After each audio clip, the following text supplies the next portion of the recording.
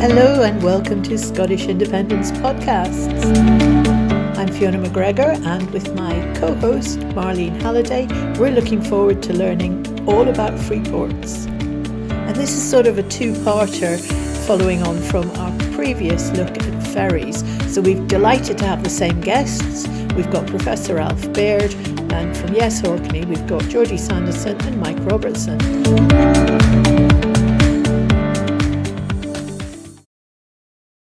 At the back of my head, I just have an ongoing assumption that Freeports are really not a very good idea from the point of view of helping the local economy.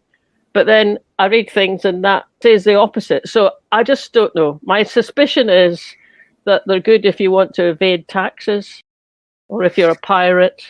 But that's very ill-informed. So I'm hoping by the end of this programme to be much better informed. Okay, well, let's find out what everybody else thinks. And we're going to start with John Swinney, who sets out why the Scottish Government decided to go ahead with, well, Greenports, they're calling them, and we'll get underneath that a little bit as we go along. Then we've got Alf telling us his perspective, and we also have Craig DL from Part of a Conversation, which is another one of our podcasts, and we'll give you the link to that in the notes.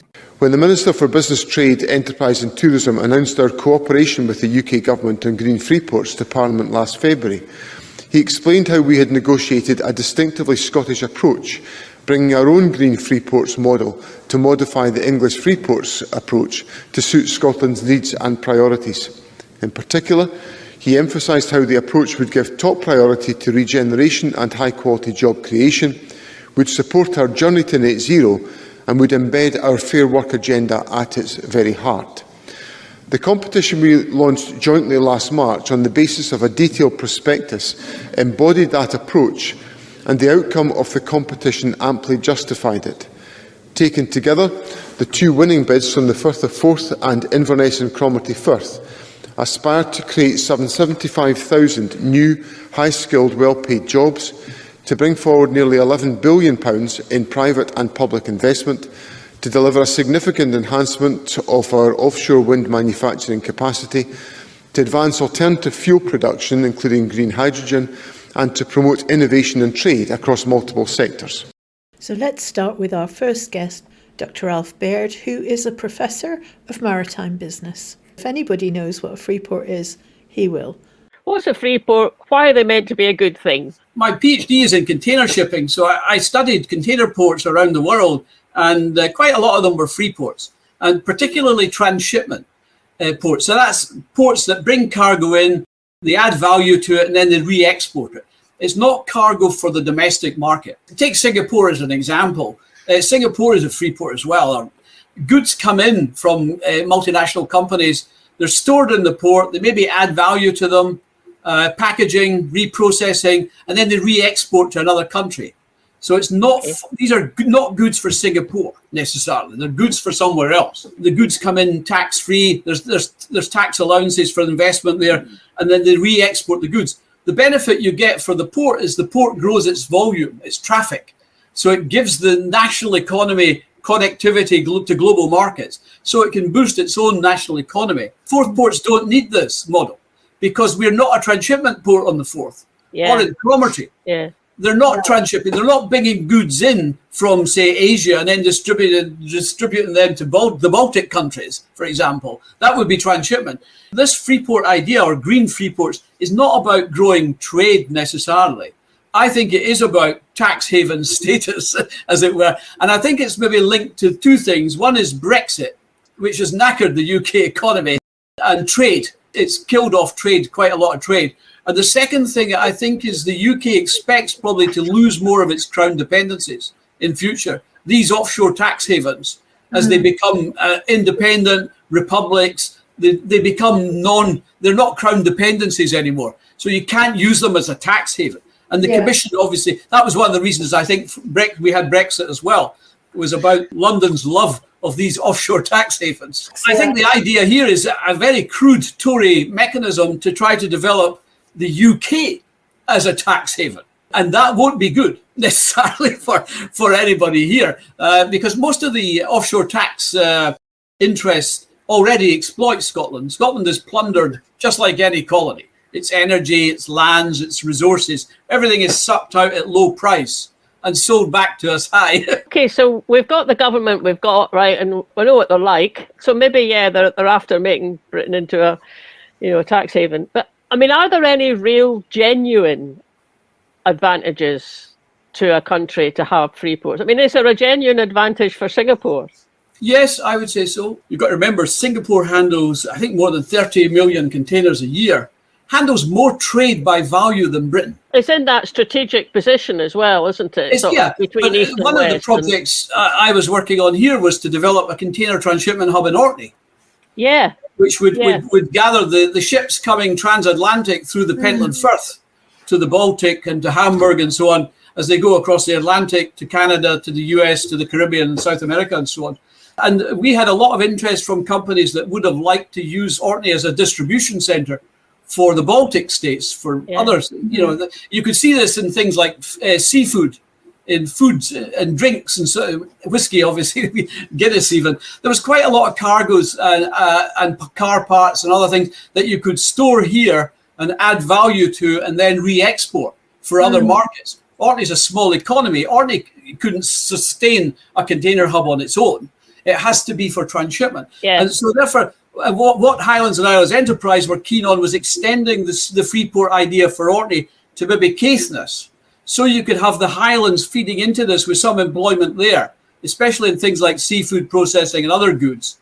And that way you could develop a lot more trade. And as I said, that's what gives Singapore and other countries, like other small places, or even Dubai, enormous trade clout with its value of trade. With Orkney, what I estimated was it would be quite easy with a modest container port and Freeport here to double Scotland's trade by value, just with a small port here. If you double it by value, do you also double revenue? Is there a revenue benefit to Scottish Government? Yes, there would be some benefits, but I think the other key thing here is it puts Scotland on the global map to some extent.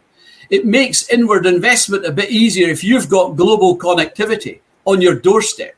It brings in a lot of interest from outside interests that can develop commercial activities in that host economy. Would they be paying tax to Westminster or Holyrood, though? Who's benefiting? It depends if we're independent. The blockage to the container port idea in Orkney was from the UK government. From the council, we had the Harbours Department. We're working on this for a couple of years and developed a project, got the project almost through planning and everything. Also attracted an investor to operate the terminal. Wow. So we had moved ahead that far, and I actually had prepared the European application for funding, because this port project would also have benefited Europe. Yeah. And it was part of the trans-European networks. What we calculated, it would save a large amount in emissions, ship emissions, because transshipment here was going to reduce emissions overall and reduce pressure on the congested hubs, Rotterdam, Hamburg. Those ports were full and they couldn't handle anymore. Plus we had the natural deep water in Orkney, so we had no need to dredge for the biggest ships to come in here. No dredging, whereas all these river ports in Rotterdam, Hamburg, so Antwerp, they're all shallow. London, they're all extremely shallow. They've got dredging vessels permanently stationed there, and this is costing billions just to dredge rivers. So is this another one on the shelf for when we're independent? Yeah, so there was a whole range of additional benefits of Orkney. It wasn't just about money. It was about environment and about improving competitiveness, overcoming the bottlenecks, overcoming all the congestion costs of shipping and all the extra pollution you get from ships queuing up outside Hamburg and Rotterdam and London. Yeah. So you've got queues of ships outside there that wait on a berth, because the berths are difficult to get. So this was about alleviating the pressure on the hubs. It was a whole range of issues, but it would have put Scotland on the global map. It would have culturally been an enormous benefit, I think, to give us that connectivity again that we don't have. We're out of the game internationally. Did London actually come up with a reason apart from being bloody minded? But what London was doing was pushing all the emphasis on container ports in the south of England, not in Scotland. That's where they wanted development. This concept of the green port then for Scotland, It's not a container port, because you've just explained that. So what is the green element of it, and who benefits from that? Yeah, it's just a soundbite, a label, and I think it's only there because these ports, the Forth and Cromarty, will support the installation of the offshore wind farms. And that's what they're about. They're not about creating trade, they're about actually exporting trade value cheap. So the big beneficiaries, apart from the ports, are going to be the international energy companies that are fleecing Scotland anyway. So it's actually something that's going to lose us. Yeah, we get no benefit from this whatsoever. It's renewable energy that's already being stripped out of Scotland, plundered, and that's the reality. We get no benefit. It won't create trade as such. You're only going to be importing more jackets for the turbines and more turbines. And once that's finished, all these ports are going to do is service the wind farms. And here's Dr. Craig DL from Commonweal. Scotland's now going to be host to 2 new green free ports, one of which is in Cromarty, one of which is in Forth. These free ports are not just a couple of warehouses down by the harbour side. They cover zones up to 45 kilometres away from that harbour, which means that places as far away from Edinburgh as Biggar and Carluke and Motherwell are now within the Forth Freeport zone. And any company in these zones who wants a tax break can sign up to its conditions. That's no way to run an economy, no way to run international trade. Freeports don't work, they never have. She's saying Freeports simply a means for UK government to retain a foothold in Scotland. The investment is minuscule, 26 million over 2 years for each Greenport, small potatoes. I'd say less a foothold and more an influence. They're certainly stamping their mark down because the entire purpose of Freeport is to lift government control away. There are enclaves where you're not checking the taxes, you're not checking the regulations. You're explicitly saying regulations will be reduced, possibly reducing the means by which you're checking to see if they're complying with the regulations that remain. So they all said they were terrible, didn't they? Am I right? Am I right? Yeah, pretty much. For pirates and tax evaders.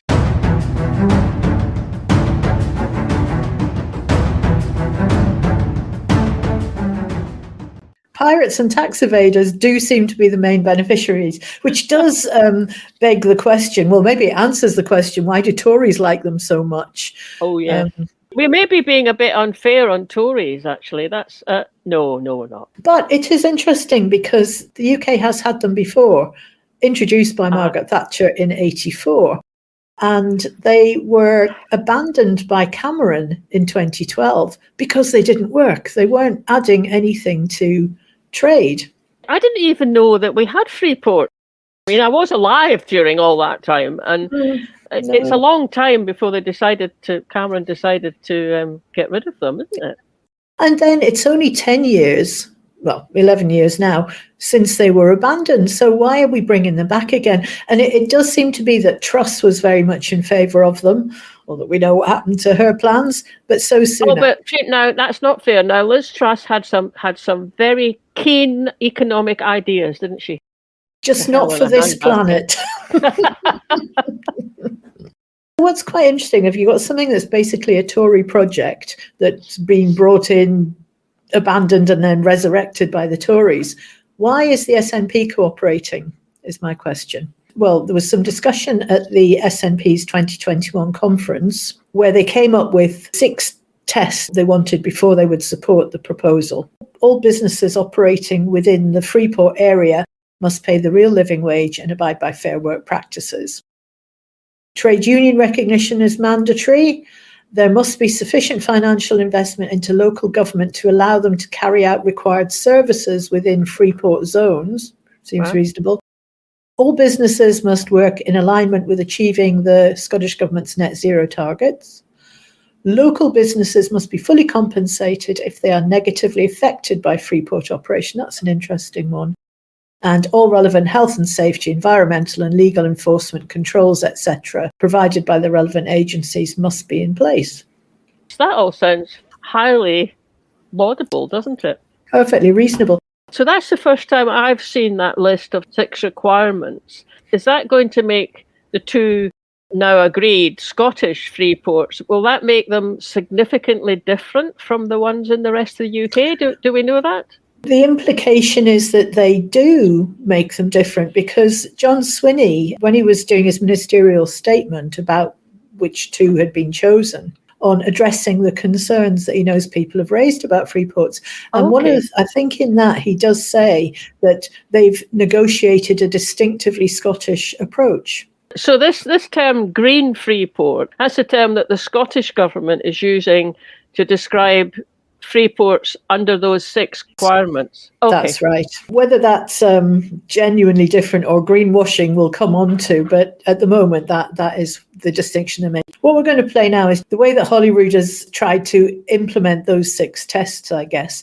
So we've got a little clip from back in February 22, Ivan McKee explaining how the process was going to work to do the selection. And then we've got John Swinney addressing concerns that he knows people have raised. But then we have Ross Greer, and this is one area that is excluded from the Bute House Agreement. That's the Bute House Agreement between the SNP and the Scottish Green Party. Yeah. So this is an area that's excluded from that. And if you listen to Ross Greer's view, you can see why their views are just miles apart. To ask the Scottish Government how it will apply fair work and net zero criteria to the Freeport developments with the UK Government. Minister Ivan McKee. Fair work and net zero are central to our ambition for Scotland's Greenports. We will apply fair work and net zero criteria at 3 stages of the process. Currently, we are finalising the prospectus for applicants and will ensure that is clear about the Scottish Government's expectations in respect of fair work and net zero. We will scrutinise all bids for evidence of a commitment to embedding fair work practices, including payment of the real living wage and pursuing robust decarbonisation plans. And following designation, strict governance and rigorous monitoring and evaluation will ensure ongoing compliance on these key priorities and across a whole range of other aspects where we are very sure and determined that successful Greenport bids will comply to all required regulation, including, as I say, payment of the real living wage, delivering on the net zero aspirations and supporting fair work practices. Applications which do not meet these high standards will not succeed. Julie Mackay. I thank the Minister for that answer. Could the Minister confirm that if companies were not to provide the living wage or not to recognise trade unions, for example, that they would be ineligible for support? Minister. We see this as a real opportunity to move forward our conditionality agenda, and the member will know, because this is part of the Bute House Agreement with the Greens, that we intend and are very keen on something I'm very committed to, rolling out conditionality on fair work and real living wage to as many businesses as possible across Scotland in terms of the support we provide, and Greenports are no exception. Scottish Government is very clear that fair work and payment of the real living wage is a requirement for us supporting any businesses within Greenport designated areas. Finally, Presiding Officer, I want to acknowledge and address some of the concerns that have previously been expressed by members about free ports more generally. As my ministerial colleagues and I have said before in this chamber, we are well aware of the mixed views and reputation of some free ports elsewhere in the world. We understand the critical importance of protecting workers' conditions and rights. We understand worries about potential displacement of economic activity from elsewhere, and we understand concerns about deregulation and potential illicit activity. So we have sought to address them in the approach we have negotiated with the United Kingdom Government. First, we required bidders to commit to the principles of fair work, including payment of the real living wage and effective workers' voice, and to outline how they propose to embed them across the green free ports. Both of the winning bidders offered firm commitments on this.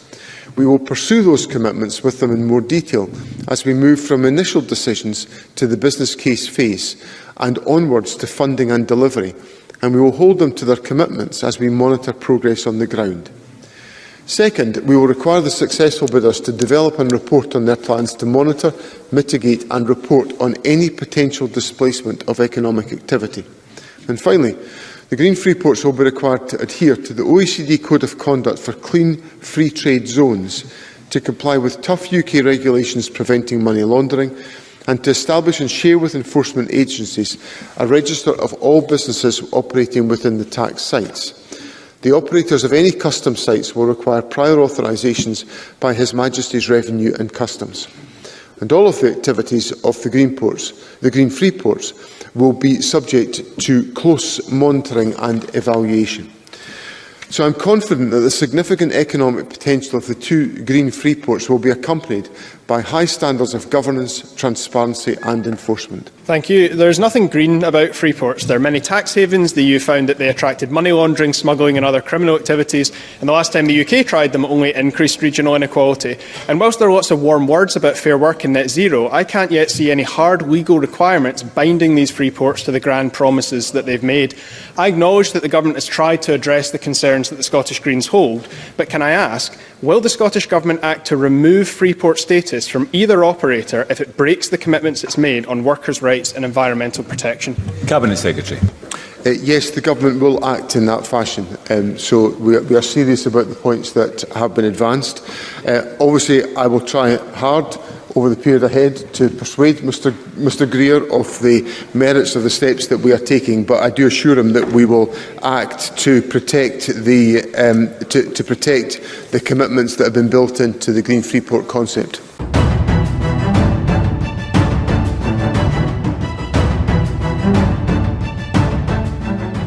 They're clearly not all in agreement. So we've heard from several different voices already and very, very different views. There's some peculiarities that are starting to emerge as people turn their attention to Freeports that are not included in those 6 tests, and I haven't heard mentioned at all yet by any of the ministers involved. So the first one of those is a really interesting one. You know, all the fuss that we hear about how could we have an independent Scotland that would put a border between England and Scotland? Well, it turns out that Freeports are essentially small custom zones. So 10 Freeports is 10 additional internal customs borders within the UK. Okay. The idea of a Freeport is you create this zone where you can import components, turn them into goods and then export them without paying the import tariffs or any export tariffs. But if the good leaves the Freeport and comes into your domestic economy, then it has to pay the tariffs. So you create a customs border around the Freeport. Now, a traditional Freeport would be a chained off zone in the harbour or at the airport where you did all this kind of thing. But in the UK's Freeport model, you have this vast zone and companies in the Freeport zone can be located within, anywhere within it. So you could have, hypothetically, components coming into Rosyth and being trucked to Biggar to be turned into something and then trucked back to Rosyth to be exported. Don't know what kind of goods you would want to do that with. But how do you then say, right, well, we've made the thing and made the widget in Biggar. Can we not just send it over to Hamilton instead? Nobody's really watching, are they? You end up with this very complex, very porous customs border that is absolutely impossible to regulate. So there's the potential of vast amount of tax fraud and regulation fraud happening out of that. Yes, it does paint the people who are saying putting up a border in because of independence as a terrible thing, as at least somewhat hypocritical if they're then carving out micro chunks of the UK and turning each one of those warehouses into its own customs border. We will just have to see how these Freeports actually work out, because even the regulations that cover them are still extremely vague. I mean, how is that going to work when there's trade borders within the country, or does it not matter? Will they be policed at all? Yeah. Oh, I don't know. When I first went into shipping, it was 1974, and it was the year after we entered the European Union. And the transit forms that we had for cargo going from, I was dealing with container ships going from Leith to Denmark and to Holland and so on. And the transit documentation, everything was very, very simple. It was simplified. So it just eased the flow of trade to some extent. So we're now out of that game. So trade becomes more problematic. Trade becomes more difficult. The other problem we had going back then is we didn't invest in port infrastructure. So we lost all that. Shipping activity was lost from the 70s on. And then you just had constant recessions anyway as part of the UK model. Scotland's economy just really was continually collapsing. And I think the problem we've had in the last 20 years is zero growth, pretty much zero growth. Our trade is potentially really good, but we don't get the real value of it. We don't get the value of the oil, the gas, the electricity. We don't get the value of the whiskey, really. We don't get the value of the grouse estates. We don't get the value of all the infrastructure. All our assets have been sold off, all our utilities, the ports, the airports, energy companies. Scotland is just an economic, it's like an underdeveloped colony. That's what it's been left at, assets stripped, plundered. That's why half the people live in or close to poverty, because we don't have access to our resources. Colonial reality, the imperial power just plunders.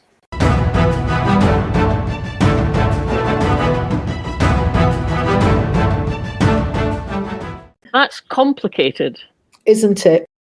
And it gets even more complicated when you think, well, how do you know what the border of a free port is?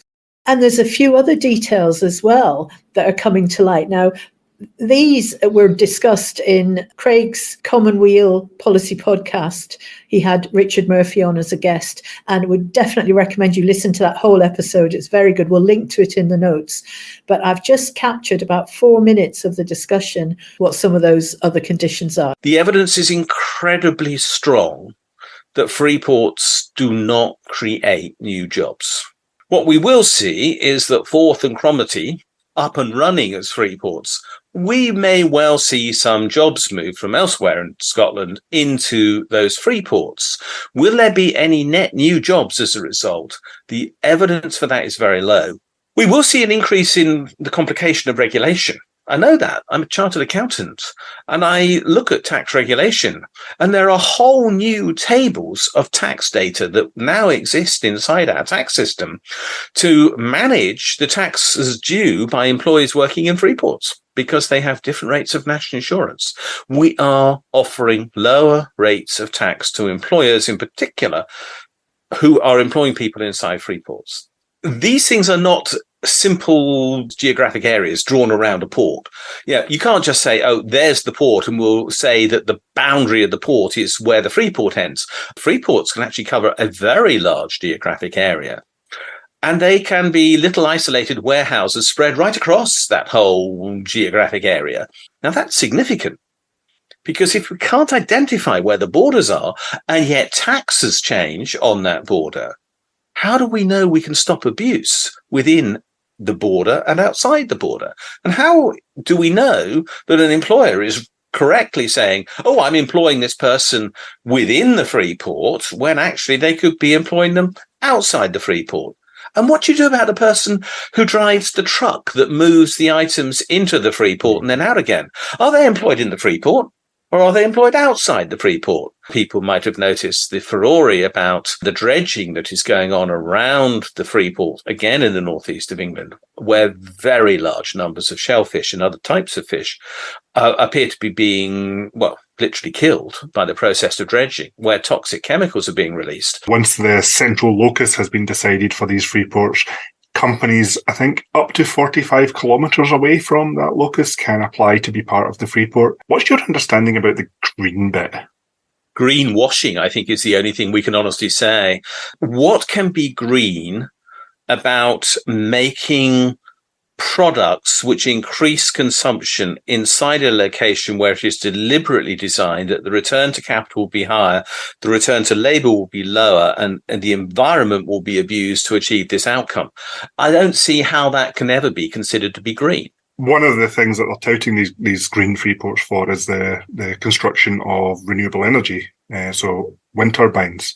But if the idea of a free port is it allows you to import components, build things, and then export the final goods without having to bother about tax and regulation, then the corollary of that is exporting wind turbines might be a good thing for Scotland, but it also means that you can't use those wind turbines in Scotland without having to then negotiate bringing the goods into the real economy.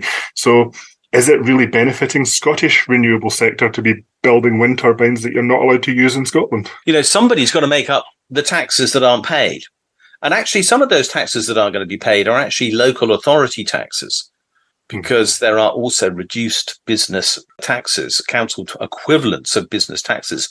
And who's going to make good those? Who's making good the loss of revenues potentially to the Scottish Government?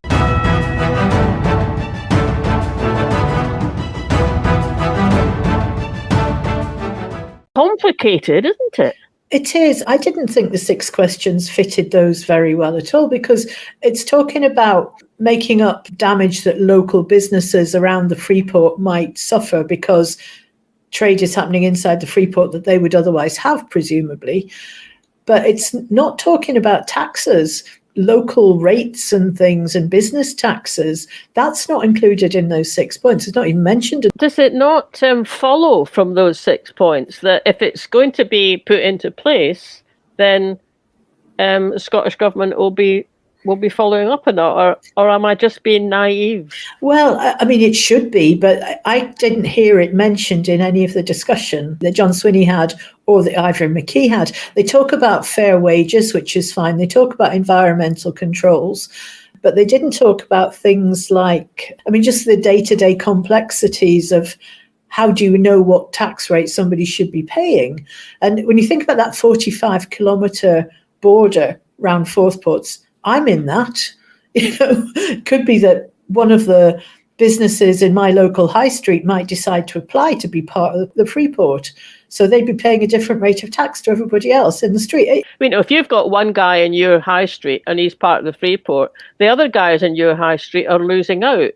But maybe only because he's paying less business tax or something. So you'd think that would be covered by those 6 points, but it would be terribly complicated. Maybe, in the process of setting it up, it will be much more of a tighter enclave than that. But if it can include individual warehouses, though, essentially you've got a customs border around each one of those warehouses. Yeah, so you might have one sitting in Livingston, Biggar was the other example, Motherwell, all these places.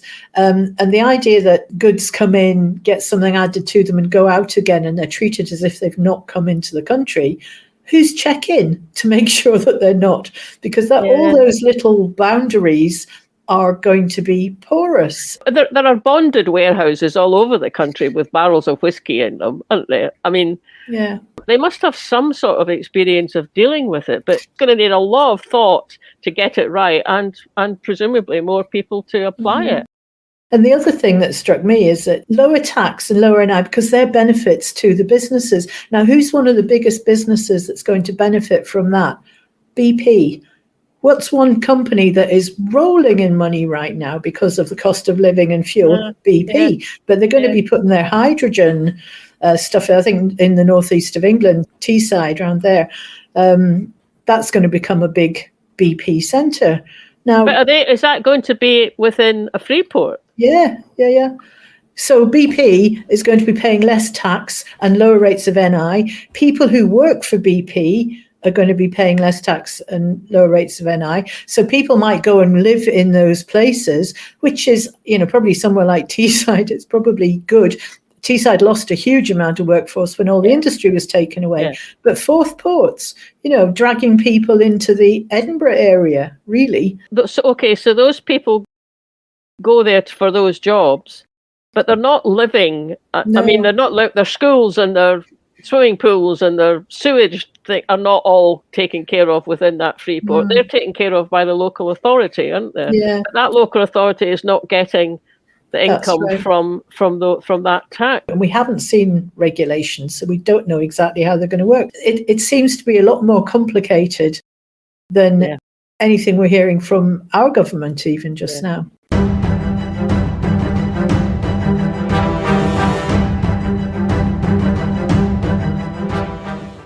It wasn't as complicated as that a few thousand years back, was it, when Orkney was the centre of all that trade that went by? The trading world. It's kind of got so complicated these days. So far, we've still got a lot of unanswered questions, and we've still got differences of views as to whether they're good or not.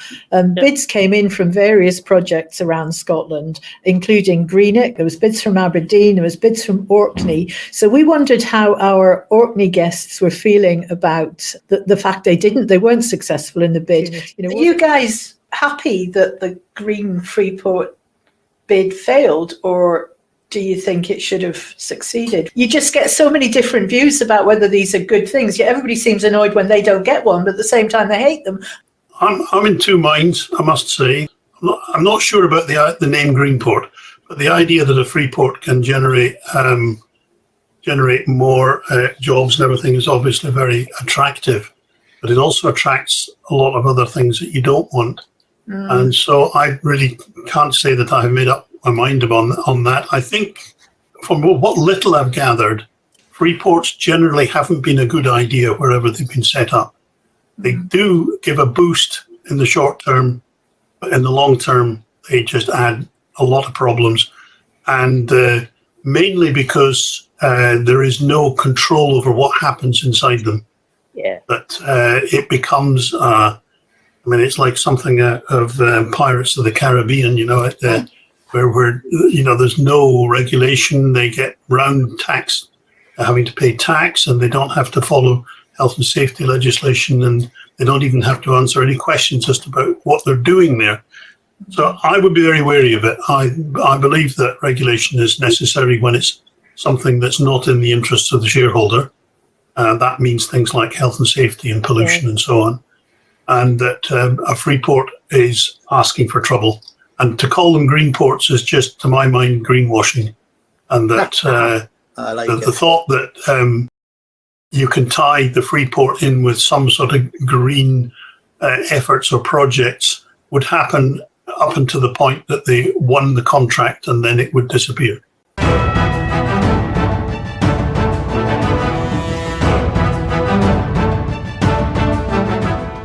And again, I go back to Orkney, who recently missed out on having a green port. They have very ambitious harbour redevelopment plans for renewable production. These plans need to be realised in order that Scotland meets its climate targets. And I would welcome reassurance on this point that they will be assisted to develop those harbours. Obviously, I empathise with the bids that have been unsuccessful. The Minister for Business will be in Orkney on tomorrow and Friday to sign the Islands Growth Deal, so obviously Orkney will be benefiting from that. And there's some elements of the proposal emerging from Orkney around about Scapa Flow, which I think contains some interesting possibilities for further development, and we will, of course, continue dialogue with Orkney Islands Council in that respect. Flotta, you asked about Flotta. Flotta is planned to become a hydrogen generating station using electricity coming from west of Orkney. And so that would then, it's a port already, handling tankers, so they can generate the hydrogen and put it onto tankers and ship it around the world. Who runs Flotta at the moment? The Chinese. It's a nationalised thing. It belongs to the Chinese government, basically. I believe. Really? Well, I think it's the Chinese. I think they've maybe got two big oil companies. There's one of them that bought Flotta off of Talisman that had it last.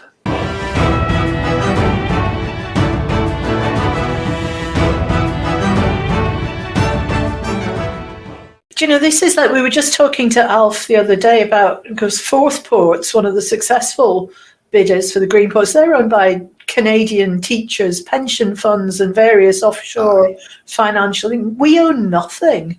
Absolutely. And Freeports are just, well, greenwash, as Mike says, is being very kind.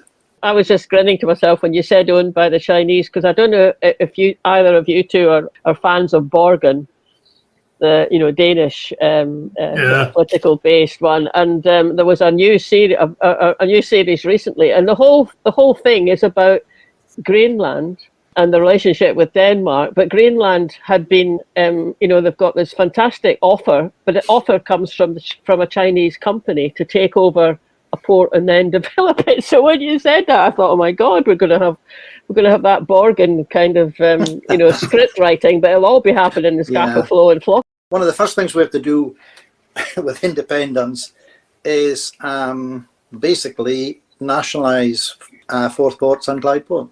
Yeah. Otherwise, we've got no major harbours. That was one of the first things that Estonia did on independence. These guys have to go, and Freeports have to go with them. Hopefully, they'll never get them established. Yes, that's fingers crossed that's true, actually, because it's easier to stop something kind of just in the planning stage than it is if it actually had, if independence takes longer than I would like, but they're actually there and running. That's a bit more difficult to stop. If anybody would like to know more about the plans for Orkney's Harbour and Scapa Flow Flotta, then have a look on YouTube and search for Orkney Renewable Energy Forum, or OREF. The most recent meeting is fascinating. It's also got information about the plans for the ScotWind, where that's going to be deployed. If you'd like to watch the whole thing, have a look for it on YouTube. If you want to watch just the highlights of that, I'll put a clip, probably about 5 or 6 minutes worth, onto our Indie Pod Extra YouTube channel.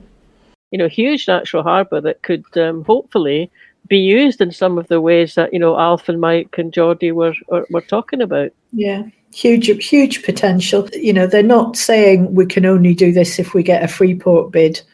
They're saying this is what we're going to do. And I think it's really exciting seeing the drive that they've got. So do you feel you know a bit more about Freeports now? Well, yes, I do. Undoubtedly, I know more. Of course, that's not a high bar to have passed because I didn't know anything. But I do know more. But I think I just appreciate the complexity of it. I mean, I do genuinely appreciate that the Scottish Government has tried hard to work out ways and to make them as acceptable as possible. But I'm not sure that they're going to be able to do it because it is so complicated. But it's certainly going to be something to keep an eye on as we, the next sort of couple of years as these 2 new Freeports get underway. Absolutely. And it might be that they're a short-lived thing. Yeah, it might. Certainly last time they didn't last that long.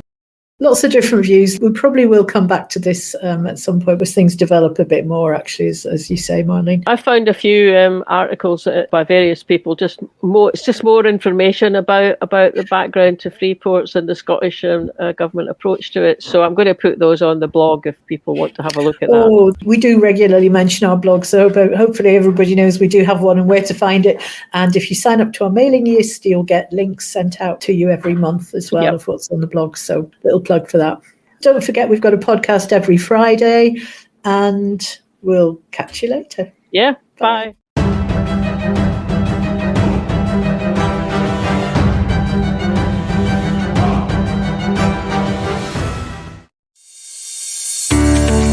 Thanks for listening, everybody. Hope you enjoyed the pirate music there. That was from Silverman Sound Studios, and it's called the Buccaneers Hall. It seemed appropriate in a chat about Freeports. We'll be back next week with bits and pieces for March. In the meantime, if you'd like to watch the video version of this show, you'll get it on Independence Live's YouTube channel or in the playlist on the Scottish Independence Podcast YouTube channel. And you can drop into the community tab if you want to leave us any comments. That would be lovely. Bye now.